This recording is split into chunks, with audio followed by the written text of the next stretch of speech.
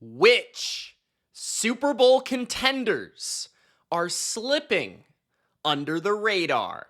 Welcome, football fans. In this video, my 6 NFL Darkhorse contenders. These are the 6 NFL teams that I think need to be taken seriously as Super Bowl threats. 3 in the AFC, 3 in the NFC. The teams that you should see coming this season. Gronk, spike the like button. Don't forget, don't be a jabroni, and subscribe to the BLV for more NFL offseason content just like this. If you love the deep dive on the NFL, you will love this channel. Let me know in the comments, which NFL team do you think is the biggest dark horse in 2025? Let's kick it off. In the AFC, with my honorable mention team, my third entry as the AFC dark horse. This team is the Denver Broncos. The Denver Broncos surged last season to a playoff berth, an unexpected, out of nowhere playoff berth. Sean Payton, he really proved that he was back in a big way. Bo Nix became the quarterback that Sean Payton believed he could become. Not everybody believed in Bo Nix, but he proved to a lot of people that he has the arm strength, the mobility, and the skill to perhaps be a franchise quarterback in this league. And on the other side of the football, they had the Defensive Player of the Year, Pat Surtain. This year, the roster is only more experienced at quarterback, more skilled at running back, and still devastating defensively. This is a complete team with very good coaching, led by one of the best head coaches in Sean Payton, one of the best play callers in Sean Payton, and even Vance Joseph, one of the best defensive play callers and defensive minds in the sport. The Denver Broncos might be a dark horse because they could take that next step. That step towards winning a playoff game, winning multiple playoff games. They have the formula to actually make this happen. They have an awesome defense from front to back to front. They have very few holes. And it's complemented by a very well-ran and executed offense that I think could be even better in 2025. Offensively, the Denver Broncos have one of the best offensive lines in football. Last year, they were top 5 in many metrics. Garrett Bowles at left tackle, Mike McGlinchey at right tackle, one of the best tackle duos in all of football. If they stay healthy, they're going to protect Bo Nix. On the inside, Ben Powers and Quinn Miners. These guys are pretty awesome, especially Miners, who might be actually the best guard that nobody talks about in the entire NFL. Maybe the most underrated player in the entire NFL. The receiving core is really interesting for the Broncos because they have a plethora of targets and a lot of different guys with different skill sets. You have Marvin Mims, somebody that you can line up in the backfield, in the slot. He can stretch the field or he can make plays after the catch. He is a key component of this offense, and I'm looking forward to see that ascension in his third season. Courtland Sutton still at his best, the peak of his powers, lining up at the X spot, providing big plays down the field vertically, chain moving on third down, and red zone presence for Bo Nix. We had a surprise 7th round pick in Vele come to town and really feast in the middle of the field on RPO concepts. Troy Franklin enters year 2. He can fly. They drafted Pat Bryant in the 3rd round, so we'll see what he can offer with his skill set. Even actually Sean Payton compared him to Michael Thomas, so we'll see if he lives up to that billing. But nonetheless, I think you can only argue that the Broncos receiving core will be better. I still feel like there might be something missing, but if Marvin Mims can maybe get a little bit better, or Troy Franklin can maybe get a little bit better, or Pat Bryant is as good as Sean Payton thinks, This could be a more devastating and efficient and effective drop back passing game, which is where I think they did struggle last year. They were great in the screen game, phenomenal, in fact, great in yards after catch opportunities, great in the RPO game, right? But for Bo Nix and this offense to take the next step, they're going to have to be able to execute on traditional concepts. So these receivers are going to have to get better at separating and providing those options down the field. Evan Ingram will also help that. Evan Ingram, he's an addition to this offense. They didn't have a tight end with his skill set, a move tight end who could play the joker position for Sean Payton, which has long been one of his favorite spots. Whether it be Jimmy Graham or Marquise Colston, he's provided a lot of different players with this opportunity throughout his career as a coach. And Evan Ingram's always been one of the most athletic tight ends in football, a slot tight end hybrid that I think fits that position really well. You still have Adam Troutman to block out there for the Broncos, and that gives them a lot of balance. I just feel like this is a more skilled, experienced receiving core with and more experienced quarterback. Yes, Bo Nix played plenty of college games, but it took him some time to get up to speed in the NFL. I like Bo Nix because he has a high floor, but I feel like he also still has a ceiling that exists here because he's more athletic than people think. He's got a stronger arm than people think. He avoids negative plays, and that plays into the way that this team wants to play. They're conservative, but they're also timely aggressive in Sean Payton's attack, right? They want to strike when the ability is there or when they see something to take advantage of, but this is more of a ball control, balanced offense. And they're only going to become more balanced with two improved running backs. I think they move on from Javonte Williams. I think they improve from a veteran perspective with J.K. Dobbins. J.K. Dobbins had a great season for the Chargers last year. I think he's going to be a good early down back in between the tackles that provides a little bit more juice to this backfield. RJ Harvey was one of my favorite backs in the entire draft. One of the most electric. This guy can hit lanes that you don't even see that are available. His vision, his ability to jump cut and just make people miss. He's also a dangerous receiver, which is where the Alvin Kamara comparisons could come in here. He's explosive and could add another dimension to this Sean Payton attack. They can beat you from under center, the RPO game, the screen game. If they can develop in that drop back game and get more explosives from their running game, this could be a better offense. There's very much the opportunity for that to take a step forward in 2025. The question will be, can the defense continue to play at the level they played last year? Because they outplayed expectations by a far margin. But if you actually look at the players on this defense, it's kind of hard to doubt that Denver won't be very good defensively again. You look at their interior defensive line. You've got Zach Allen, who's one of the 10 best players at his position, a complete game wrecker on the inside. He's good against the run, but especially at getting after the quarterback, breaking up passes, all that sort of stuff. DJ Jones is a monster of a nose tackle to defend the run. John Franklin Myers is a hybrid between both of them. Good in all areas, not extremely good in one area, but he's somebody that's more effective as a pass rusher inside, can line up outside if you want him to. I've always loved his game. And then on the edge, Nick Bonito is one of the up-and-coming great pass rushers in the sport right now. He feels like a 10-sack-a-guy per season type of edge rusher. Great athleticism, great quickness. Jonathan Cooper, super underrated player. I like to see what Jonah Ellis can bring in his second season in the NFL as a third-round pick from last year. They provided through the draft a little bit of depth at that position. Linebacker could be a bit spotty if Dre Greenlaw does not kind of turn into Dre Greenlaw if he does get injured again. But that could be a much improved position. If Dre Greenlaw is anywhere close to what he used to be in San Francisco, this man is a psychopath human missile that will take your head off and just provide much more speed to this defense. He's going to make this team feel faster on defense because of his sideline-to-sideline capabilities and even his coverage ability. Alex Singleton's very smart and a good, sound tackler. Drew Sanders is extremely athletic. So Sternad as well he's a solid depth piece. And then you look to the secondary. They added Talanoa Hufanga to complement Brandon Jones. Brandon Jones had a breakout season at safety last year.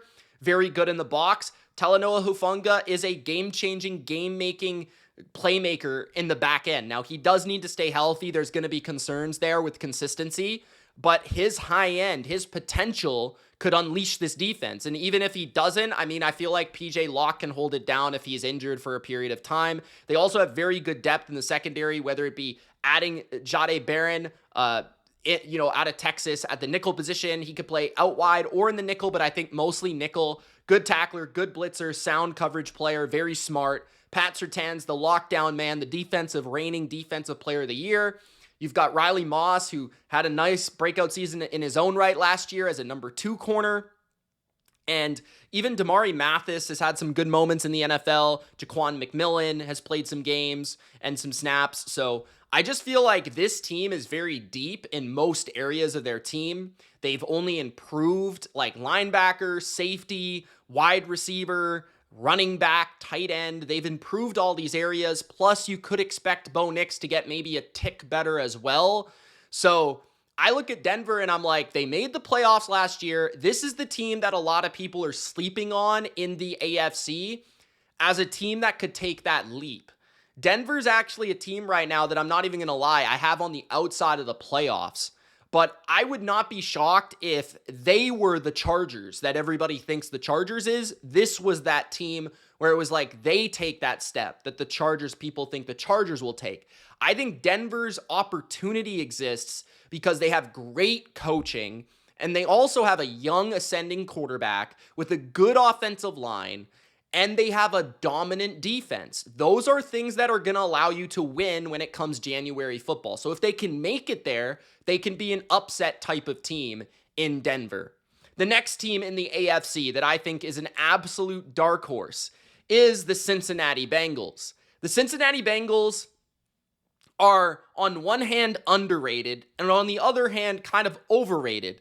I feel like the Bengals roster on the surface is somewhat overrated, but I think that their potential results could be underrated. And the reason I say that is there are just few teams in the NFL that you would fear in a one singular game elimination more than the Bengals. Even if their defense is as bad as last year, this is a team that can score on anyone. Literally anybody in the NFL. They can put up 24 to 38 points on pretty much every team in the NFL on an average script. And when that's the case, you have the opportunity to lose, okay? And with Joe Burrow, he brings that swagger, that aura, and with that brings the confidence around him, okay? And you've got the best receiver in football right now, Jamar Chase, who nearly was unstoppable last year. T. Higgins, who's probably the best number 2 wide receiver in the NFL, or at least on a very short list. Yossi Voss is solid. And then you bring in Mike Gesicki from last year, who was a chain-moving third down conversion machine. Chase Brown had a breakout season in 2024. Joe Burrow led the NFL in passing touchdowns and passing yards. Imagine if they did that again with an adequate level defense. Not a disaster, but an adequate, not even average, just respectable level of defense, like the 20th defense in the NFL. Imagine if that's what this team could become, because they can spread you and shred you and throw the ball around the yard no matter the weather, no matter the opponent, because they have matchup mismatches that everybody has to deal with. They can run the ball in an explosive fashion with Chase Brown, and I feel like their offensive line is not the best, but honestly, it probably won't be any worse than last year. I think Dylan Fairchild could provide a little bit of spark to the guard position for them. And then you look at the defense, and I think this is where their potential, like their ceiling exists. Because Shamar Stewart, for whatever you may say about that situation right now, it's absolutely bonkers. But if Shamar Stewart is on this team and is available and is signed, and you have Trey Hendrickson available and signed on your team, that's an improvement at defensive end. Joseph Osai, Shamar Stewart, Trey Hendrickson, Miles Murphy, Cam Sample. This is an improvement on the defensive end position, right? You have now a first-round prospect complementing one of the best sack artists, if not the best sack artist in the entire NFL, in Trey Hendrickson. You brought in TJ Slayton, who is one of the best run-down players, one of the best run-stop, run rate, win rate players in the NFL. BJ Hill returns. Chris Jenkins and McKinley Jackson enter year 2. They weren't actually that bad against the run last year. Most of their issues had to do with the pass game. And that's where can they get improvement from their defensive coordinator position, moving to Al Golden over Lou Anarumo? Maybe they needed a new voice, maybe slight tweaks or more aggression or whatever it may be in the scheme. They did help their depth of their linebacker position with Demetrius Knight and Oren Burks, as well as Barrett Carter in the draft. They let go of Jermaine Pratt, who was kind of like dead weight last year. And the corner position, I think, is the sneaky area where this team could improve, because DJ Turner was very good in the games that he played last year, and I think he could be a legitimate CB1 in this league based on his statistics and his skill set. He's one of the twitchiest and fastest corners in football. Josh Newton was also pretty solid as a 5th-round rookie last year, and he provides nice depth. Cam Taylor-Britt, at his upside and at his best, is a good corner when he is more of the number 2. And if DJ Turner can take on that number 1 role, that will maximize Cam Taylor-Britt. Dax Hill, we'll see if he can be better in the nickel position. That does seem to fit his hybrid capabilities. Safety is a bit of a question with Jordan Battle and Geno Stone, but those guys haven't been terrible for their entire careers. So maybe a change of scheme or subtleties in the shift in scheme can spark them in 2025. So I actually look at this defense as being stronger on the defensive line by a pretty decent amount with Shamar Stewart and TJ Slayton. I feel like they'll be younger and faster in the middle of their defense. And I also feel like they're going to be better in the secondary, at least at corner this year. So I think the Bengals are sneaky because the Chiefs don't want to play this team in the playoffs. The Bengals have proven to beat the Bills in the playoffs. The Bengals can score on the Ravens unlike anybody else. So if you're looking at the main contenders in the AFC, the one underdog team, the one dark horse team that maybe is a bit flawed that they don't want to play is Joe Burrow, Jamar Chase, and the Cincinnati Bengals. So that's why I include them on this list.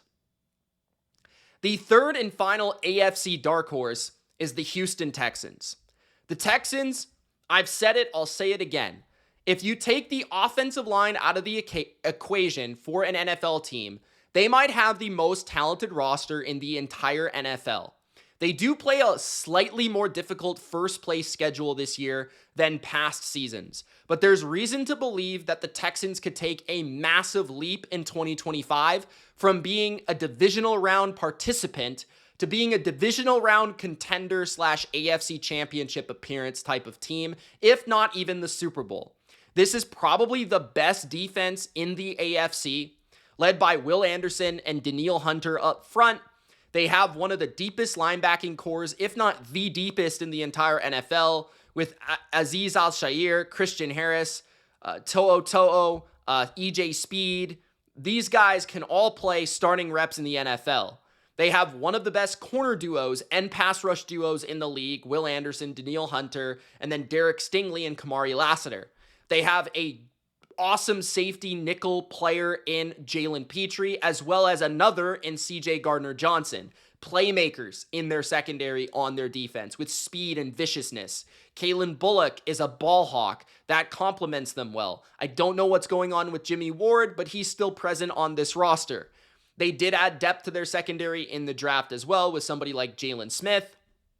And they just seemingly have depth at every position on their entire roster and really on their entire defense. You look at this defensive line. I mean, Tim Settle, Fatou Kazi, Mario Edwards, Danico Autry, Sheldon Rankins is their defensive tackle depth chart. All players have started or can start for a defense. Mario Edwards, better pass rusher. Fatou Kazi, better run defender. Tim Settle, a mix of both. Sheldon Rankins, a mix of both. Sheldon Rankins had a very good season 2 seasons ago in Houston. Darrell Taylor has been a sneaky good depth player across the NFL. Danico Autry has been one of the best third edge rushers in football for a long time. Derek Barnett is a good player, and he's like the 4th edge rusher on this team. So yeah, this defense is deep, and it's aggressive, it's fast, it can cover, it can do everything you're looking for it to do. And that complements an offense with a very high ceiling. Now, maybe a floor that is a little bit scary, but a very high ceiling. If Nick Caley is any good, if he's an improvement over what they had before in Slowick, especially in terms of the protections and the run schemes and the overall execution from the offensive line. This is where this team could unlock a new level. If this team can be more professional in their blitz pickups, in their stunt pickups, in their overall cohesion and coordination on the offensive line, CJ Stroud is going to look a lot closer to his rookie version, and Nico Collins is going to run wild across the NFL. Nico Collins is a top 5 wide receiver, in my opinion, in the NFL. Last year, before his injury, he was on pace for 2,000 receiving yards. He is a different type of animal. He can run, he's big, he's physical. He is Andre Johnson reincarnated for this team. Jaden Higgins is a big physical wide receiver that can win jump balls as a rookie. Christian Kirk is a very professional number 2 wide receiver that provides a nice steady floor in the slot for CJ Stroud. Tank Dell, if he does return, could provide the spark necessary for a playoff push to bring that extra juice. John Mechie, there for depth. Jalen Noel, there to stretch the field from the slot as a rookie in the 3rd round. And then you also have Xavier Hutchinson, who's played plenty of snaps for them. Justin Watson to bring the special teams and also wide receiver value. Braxton Berrios, the same thing, return value. Plenty of depth at wide receiver. They go like 9 deep on this depth chart right now. I don't think all these players will make it, but I'm just throwing them all out there so that you guys can realize all the depth that Nick Caserio has compiled for the Houston Texans. The offensive line is no different. Now, the offensive line is a little different from the standpoint of who are their really good players. I'm not exactly sure. If I had to point one breakout, I would probably say rookie Ursary from the 2nd round could be potentially a game-changing player for them if he does start at left tackle. But Cam Robinson was brought in to provide that steady veteran presence and floor at that left tackle position. Trent Brown was brought in for the right tackle upside. If he's healthy and motivated, he's a good player. Blake Fisher will have plenty of competition there to be pushed into playing well. Ed Ingram was also brought in for upside as a former 1st-round pick, but he's not expected to start. Drew Scruggs, 2nd-round pick in 2023. Maybe he'll be better in a new system. Laken Tomlinson, kind of like Cam Robinson, brought in for the floor and the level of just understanding of zone schemes. Titus Howard is a steady presence. Jared Patterson is not bad. So I just look at the Texans and I say, like, if they can figure out the offensive line, that's going to make Joe Mixon that much more efficient. Who could forget they brought in Nick Chubb to complement Joe Mixon?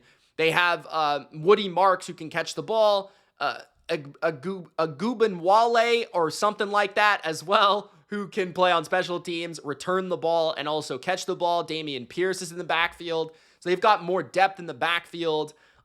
They've got Dalton Schultz and Brevin Jordan at tight end, Cade Stover at tight end, 3 tight ends deep. Stover can block, Jordan can catch, and Schultz can do a bit of both. This team just has so much flexibility. This team has so much depth. This team has so much ways to win. And that's what I really appreciate about this team building and the Houston Texans. I can see them winning a defensive game. I can see them winning because of their pass rush. I can see them winning because they run the ball. I can see them winning from behind because of CJ Stroud. I can see them winning throwing the ball. I can see them winning in a lot of different ways when it comes crunch time.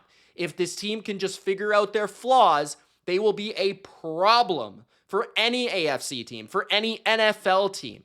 So the Houston Texans can have the opportunity to be as balanced as anyone out there. Now, let's switch gears to the NFC and first talk about our 3rd dark horse in the NFC and the honorable mention, so to speak. So that team is the Chicago Bears. Now, the Chicago Bears are my most bold kind of pick in this video. The Chicago Bears are not really seen as a dark horse. They're seen as maybe a breakout, as an improved team, maybe a playoff team. But my case for the Chicago Bears is one of upside, right? Oftentimes we talk about improvement, but like I mentioned with the Patriots being underrated, the Bears are a team that should improve. But if they do improve and things go correctly and in the right way, is there like a crazy world where they are in the NFC Championship? I mean, we just saw the Washington Commanders make the NFC Championship last year when nobody thought they were any good. So why not the Bears, right? First, we're talking about Ben Johnson, one of the best play callers in football, and how that elevates everything offensively.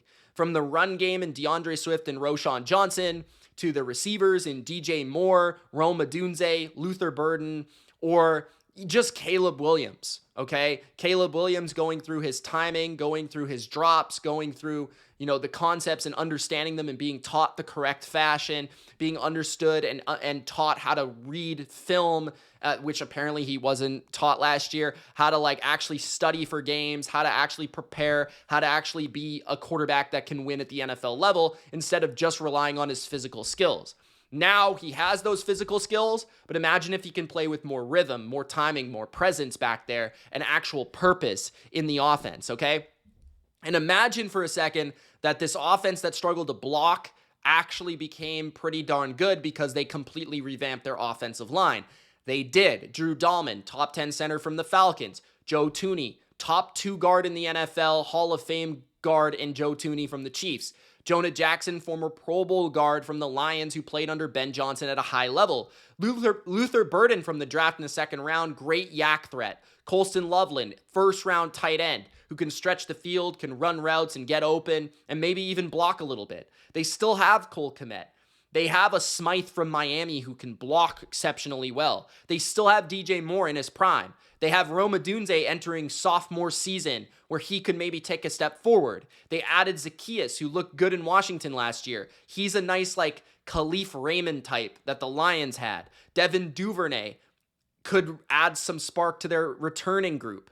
And then defensively, that Dennis Allen's a good defensive coach. He's going to make this team solid across the board. He's going to bring a little bit more flair and flexibility in their pass rushing, and I feel like he'll make their pass rush a bit better. Their secondary is already very solid when healthy, with Jalen Johnson, one of the best corners in football, Kyler Gordon, a very good athletic and smart nickel, Tyreek Stevenson with as much upside as anybody, a bit inconsistent, but a lot of upside.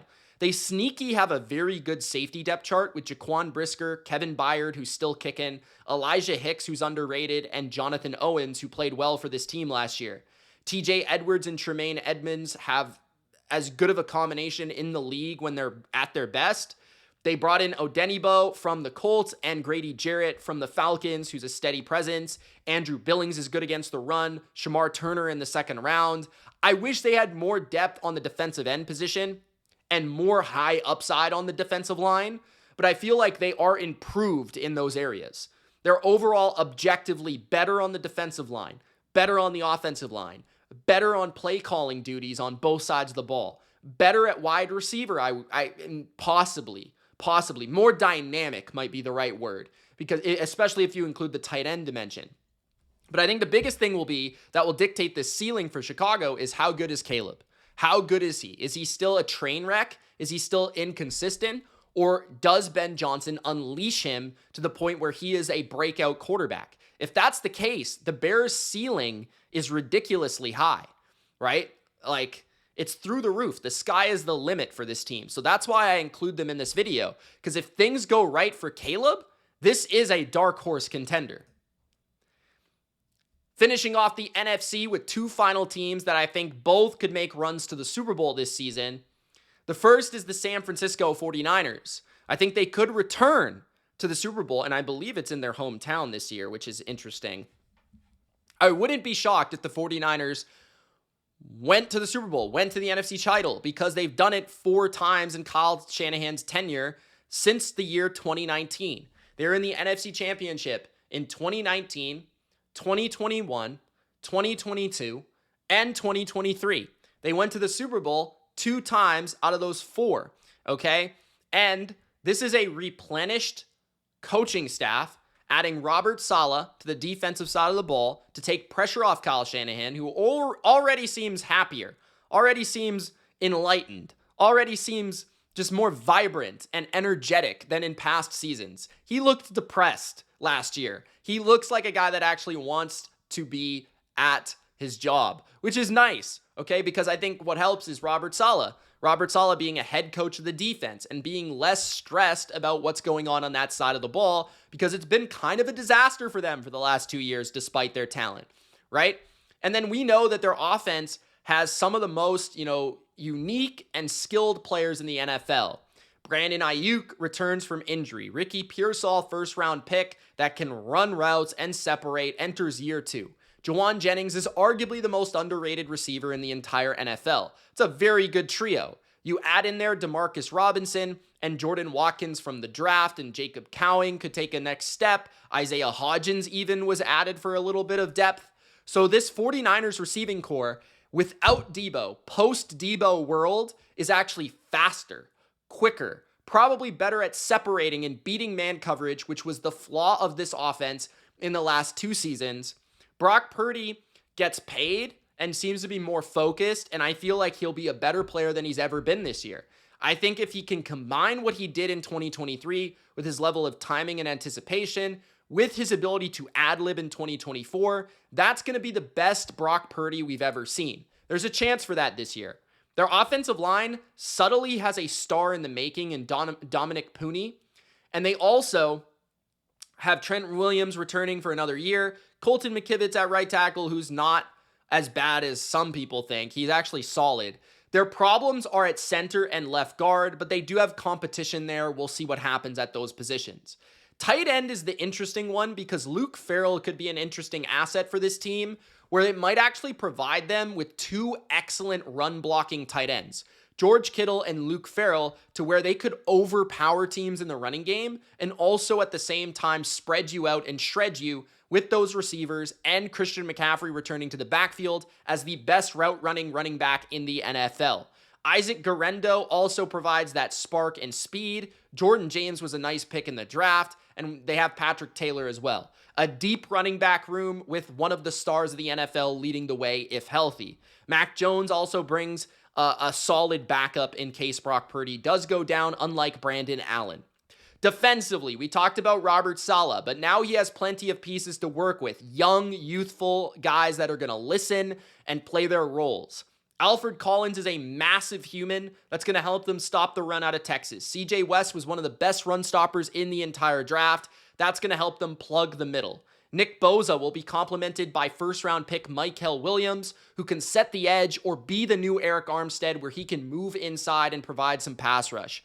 Bryce Huff is also an absolute dog when it comes to third down and when it comes to playing under Robert Saleh, where he had one of the highest efficiency seasons we've seen in the NFL over the last couple of years at just rushing the quarterback straight away. He's a pass rushing specialist. They have plenty of depth at other positions. Jordan Elliott, Kevin Givens, Yetur Gross-Matos. I like Sam Akanuwu. I don't know how to say his name. Evan Anderson. Look out for Sam, though. He's actually a dog. Linebacker position, Fred Warner still arguably the best, if not the best in football. Nick Martin might be a find in the 3rd round, and D. Winters is better than people think. That's a fast and good, rangy linebacker group. I think that Renardo Green out of FSU, who was a good corner as a rookie, could actually be a star this season. I wouldn't be shocked if he was their number 1 legitimate corner, replacing Charvarius Ward. They still have Lenore signed up long-term, who can play inside or out and is a very good player. Their safety position is kind of interesting, where it might be weak if Mustafa is not back and healthy, because Jair Brown has not been great. Richie Grant has had his good moments, but he just got signed by the Niners. Jason Pinnock also has had good moments with the Giants, Richie Grant with the Falcons, but haven't been consistent starters in the NFL. So they're more role players. There's more depth this year, but I'm not sure there's the answers, right? Hufanga is gone, but it's not like he played a lot. So that's kind of the interesting thing. But the other thing with Saleh is his safety position has been the least important position for his defenses over the last few years. Trey Brown was also added from free agency at corner, and Upton Stout can play the nickel spot out of the draft in the 3rd round. So this Niners team is faster. I think this Niners team will be better at wide receiver this year. I think that they're going to probably just be healthier. They will benefit from a great, easy schedule, the easiest in the NFL and the easiest we've seen in quite some time. They have plenty of star players. Their coaches are motivated and actually happy, and they're 2 of the best in the NFL, and they're one of the best combinations in the NFL. It could be the best Brock Purdy we've ever seen. They should be better at stopping the run, and some of their younger guys might actually pop this team into the trajectory if they do hit with a good draft class, and some of those year 2 guys like Pooney and Green end up being stars. this team could actually end up being back to where they were in 2023 as one of the best teams in the NFC. And we know with Kyle Shanahan, if they make it in, they typically win a lot of playoff games. I mean, they've only lost like 2 or 3. So yeah, and usually they're in the NFC title or in the Super Bowl. I don't think there's been a season where they've made the playoffs where they weren't in the NFC Championship. So this is a dark horse team because once they get there, they can run it, they can play defense, they can throw it, they can be dangerous, and they can upset you if they're underdogs. So there it is, the 49ers. And the final team that is a dark horse in the NFC and the NFL is the Tampa Bay Buccaneers. I couldn't categorize the Bucs as an underrated team, just like the Houston Texans, where I felt like both teams are slightly underrated, but at the same time, both are expected to win their division, both are expected to make the playoffs, and they've made the playoffs in previous years. I can't really include them as an underrated team. So this is where they fit in as a dark horse. There's an argument that Tampa Bay is the best roster. Like if I'm looking at their roster, this is the best roster they've had since 2022. And when looking back at it, like 2022 at the beginning of the year where people, like I thought and a lot of people thought they still had a very good roster. 2021 is probably more realistic. Like this is probably the best roster of the Baker Mayfield era in Tampa Bay. On top of that though, can they offset the suspect coaching? Offensive coordinator, another new one for Baker Mayfield in Tampa. This will be his third in 3 years. Canales left for a head coaching gig. Liam Cohen left for a head coaching gig. And the question is Tampa's skill so good? Is Tampa's play on offense and players and personnel so exquisite that honestly anyone but Byron Leftwich would be hired as a head coach from this football team? And defensively, this could be the best pass rush they've had, thanks to Hassan Reddick in a minute. And it could also be the deepest cornerback group that they've had in a while. So when you break down this team, yes, Todd Bowles scares me. But if he has the right personnel defensively, we know he can coach some defense at times. So it's really going to come down to, can they be equivalent to their offense last year? Because it very is likely that they are better defensively. So starting with the offense, this is arguably the best receiving core in the entire NFL. It's Mike Evans, who's a future Hall of Famer, without a doubt. Chris Godwin, who might be a Hall of Famer in my mind.